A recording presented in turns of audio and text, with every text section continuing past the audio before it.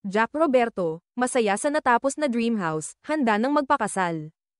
Hindi maitago ang kasiyahan ni Jack Roberto habang ikinukwento ang isa sa pinakamalalaking tagumpay niya nitong mga nakaraang taon, ang pagpapatayo ng sarili niyang bahay. Sa wakas, matapos ang matagal na panahon ng pagpaplano, paghihintay, at pagtitiyaga, natapos na rin ang kanyang pinapangarap na tahanan. Ayon kay Jack, kasalukuyang inaayos na lamang ang ilang huling detalye sa loob ng bahay at nakatakda na rin itong ipablessing sa mga darating na araw. Ang disenyo raw ng kanyang bahay ay moderno at mas bagay sa isang bachelor o binatang tulad niya.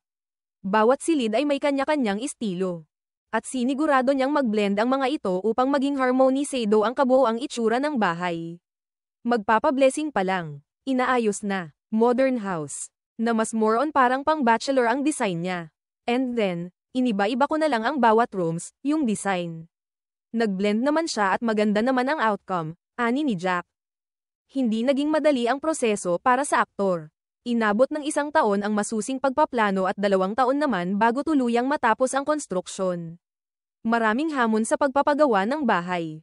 Akala mo simple lang, pero kapag andyan ka na, maraming bagay ang kailangan mong harapin, mula sa budget, kontratista, disenyo, hanggang sa permits, dagdag niya. Dahil sa tagumpay na ito, tila mas lalo pang naging inspirado si Jack sa pagtatrabaho at pagsusumikap. Ngayon ay nakatuon naman siya sa paghahanap ng mga oportunidad sa larangan ng negosyo. Aminado ang aktor na mas ganado siyang magtrabaho ngayon dahil gusto niyang magkaroon ng mas matatag na kinabukasan. Ngayong may sarili na akong bahay, gusto ko naman mag-invest sa negosyo. Maraming ideas na pumapasok sa isip ko, pero pinag-aaralan ko muna kung alin talaga ang babagay sa akin, pahayag ni Jack. Aniya. Gusto niyang masiguro na ang susunod niyang hakbang ay magiging sustainable at kapaki-pakinabang sa pangmatagalang panahon. Sa kabila ng lahat ng ito, hindi maiwasang tanungin si Jack kung may balak na ba siyang lamagay sa tahimik.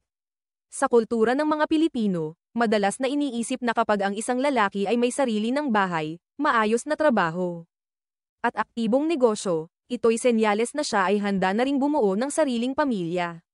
Kaya't natanong ang aktor kung nakikita na ba niya ang sarili na mag-aasawa sa malapit na hinaharap.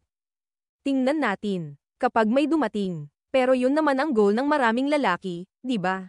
Pero sa ngayon, pwedeng investment muna yun. Kasi, mas gusto ko na magtrabaho muna talaga. So, wala pa. Ani Jack Roberto. Samantala, wala pa namang reaksyon mula sa kanyang dating nobya na si Barbie Forteza kaugnay sa mga naging pahayag ni Jack.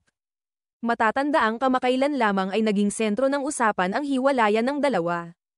Ngunit pareho silang nagpahayag na nais muna nilang mag-focus sa kani-kanilang personal na buhay at mga karera, sa ngayon. Tila nasa masayang yugto si Jack Roberto ng kanyang buhay, puno ng bagong simula, mga plano para sa kinabukasan, at higit sa lahat, kapayapaan ng isip na bunga ng mga naabot niyang pangarap sa sariling pagsisikap.